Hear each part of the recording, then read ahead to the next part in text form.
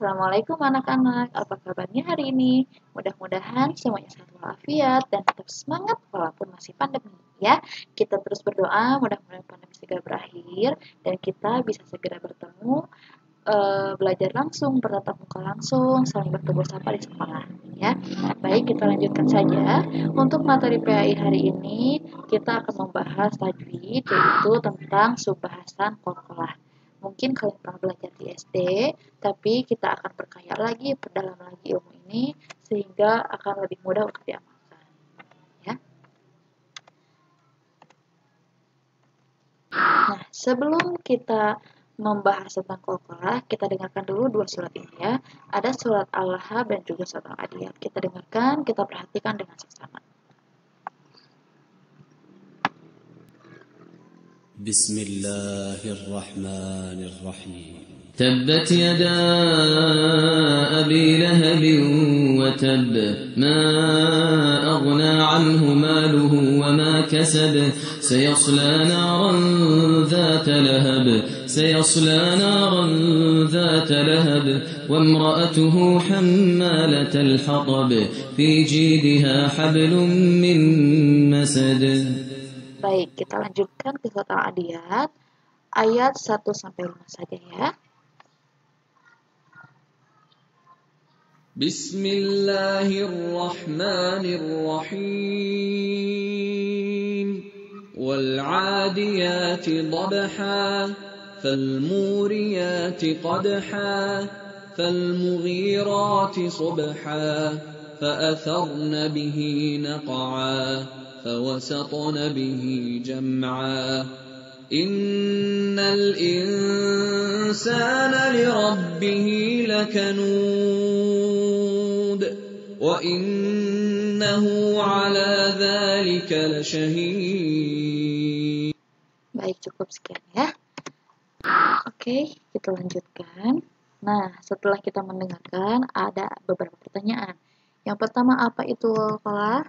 Yang kedua, ada berapa bacaan qalqalah yang kamu dengar? Kemudian ada berapa macam qalqalah yang kamu ketahui? Huruf apa saja yang termasuk ke dalam kelompok bacaan qalqalah? Nah, Ibu yakin sebagian masih ingat, sebagian sudah lupa lagi, kita pelajari lagi ya. Qalqalah itu adalah pantulan bunyi huruf hijaiyah yang mati atau berharokat sukun di tengah ataupun di akhir kalimat atau di akhir pembacaan kalimat. Nah, huruf qalqalah itu ada 5. Yang pertama ba, yang kedua jim, yang ketiga dal, yang keempat po, dan yang kelima qaf. Atau kita biasanya supaya lebih mudah, kita singkat atau kita sebut dengan istilah baju di toko. Ya. Nah, sekarang pembagiannya. Qalqalah itu terbagi ke dalam 2 macam. Yang pertama qalqalah sugro, yang kedua qalqalah kubro. Apa sih qalqalah sugro itu dan apa pula qalqalah kubro? Qalqalah sugro. Secara bahasa, sugro artinya kecil, ya. Jadi, ketika ada huruf hijaiyah yang mati di tengah-tengah kalimat, itu pantulannya tidak terlalu besar, ya. Misalkan ba mati ab. Nah, kalau jim mati aj. Nah, seperti itu. Dal mati ad. Nah, kita coba ya. Di sini ada untuk contoh qalqalah sugro itu di surat Al-Adiyat ayat 1-5. Wal adiyati dhabha. Nah, dari situ sudah mati, langsung dilanjutkan ke huruf yang hidup setelahnya. Fal muriyati qadha. Nah, itu juga sama ya. Kemudian fal mughirati subha. Fa atharna bihi naq'a. Fa wasatna bihi jam'a. Di sini ba-nya ada, dal matinya ada, qaf ada, to ada. Berarti yang tidak ada itu jim ya. Nah, coba kita bayangkan kalau misalkan tidak ada hukum bacaan qalqalah sugro ini. Wal adiyati dhabha. Nah, jadi harus ditahan. Fal muriyati qadha, ditahan lidahnya. Fal mughirati subha. Fa atharna bihi naq'a. Fa wasatna bihi jam'a. Agak sulit, agak berat di mulut kita. Sehingga qalqalah ini memudahkan mulut kita untuk melanjutkan kalimat wal adiyati dhabha. Jadi dilepasin dengan mudah ya. Kemudian untuk selanjutnya, nah, oh iya lupa sebentar ya.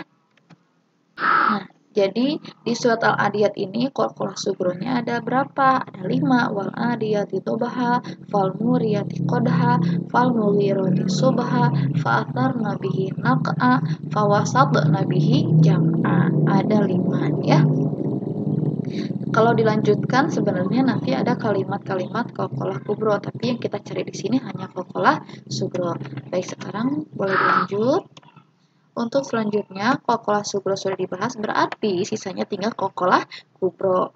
Secara bahasa, kubro itu artinya besar. Nah, kenapa besar? Karena pantulan atau pantulan yang disebabkan dari pelepasan kalimat atau huruf yang mati itu terasa lebih besar. Kenapa? Karena itu terjadi di akhir kalimat atau jadi setelah ada qalqalah itu tidak ada kalimat lain, tidak ada bacaan lain atau di akhir pembacaan. Kita cek surat Al-Had.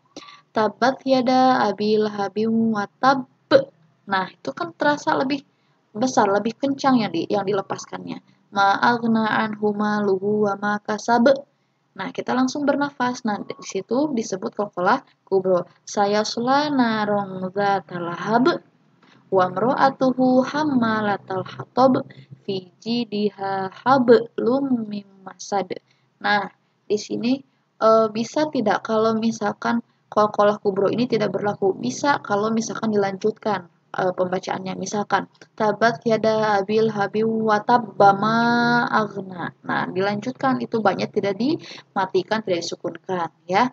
Wama kasaba saya sulanaro. Nah, itu ya. Jadi, ketika kita melanjutkan kalimatnya dari satu ayat ke ayat lain, atau kita tidak berhenti atau berwakaf di situ, maka tidak akan terjadi qalqalah kubronya. Kemudian kita perhatikan di ayat yang pertama ini. Di sini ada ba-nya itu selain qalqalah dia juga punya punya tanda syiddah atau tasydid atau tebal. Jadi kita syiddahkan dulu baru dilepaskan qalqalahnya. Tabat yada abil habib watab, ditahan dulu baru lepaskan watab. Nah, seperti itu ya. Di sini juga kalau kita perhatikan di ayat 5, di sini ada qalqalah sugronya fi jidha hablum mim masad. Nah, gitu ya. Sekarang kita hitung berapa jumlah qalqalah kubronya. Yang pertama ada di ayat 1, yang kedua di ayat kedua, yang ketiga di ayat 3, yang keempat di ayat keempat, dan yang kelima ada di ayat kelima. Jadi total qalqalah kubronya hanya ada 5. Tapi kalau ditanya berapa jumlah seluruh qalqalah, akan ada 6 karena di sini ada hablun, yaitu qalqalah sugronya. Tapi kalau pertanyaannya berapa jumlah qalqalah kubro dalam surat Al-Lahad, jawabannya ada 5 ya. Nah, ternyata selesai materinya ya. Mudah-mudahan apa yang Ibu sampaikan barusan bisa mengingatkan kembali materi yang pernah kamu pelajari di SD ataupun di pengajian. Dan juga karena kamu semakin tahu, semakin pintar tentang qalqalah, jangan lupa diamalkan ya. Baca Al-Quran ketika bertemu dengan huruf qalqalah, baju di toko itu dalam keadaan mati, jangan lupa qalqalah kubro maupun sugro. Lihat kalimatnya, kalau setelah huruf mati itu, setelah huruf qalqalah mati itu ada kalimat lain atau ada huruf lain berbaris, maka di situ terjadi hukum qalqalah sugro. Sedangkan apabila kamu berniat berhenti atau berwakaf di akhir kalimat yang akhir kalimat itu adalah huruf qalqalah dan mati, maka terjadilah qalqalah kubro. Terima kasih atas perhatiannya ya. Jangan lupa untuk selalu terapkan protokol kesehatan 5M ya. Mudah-mudahan kita bisa memanfaatkan ilmu yang sudah didapat dari manapun itu. Terima kasih sekali lagi. Assalamualaikum warahmatullahi wabarakatuh.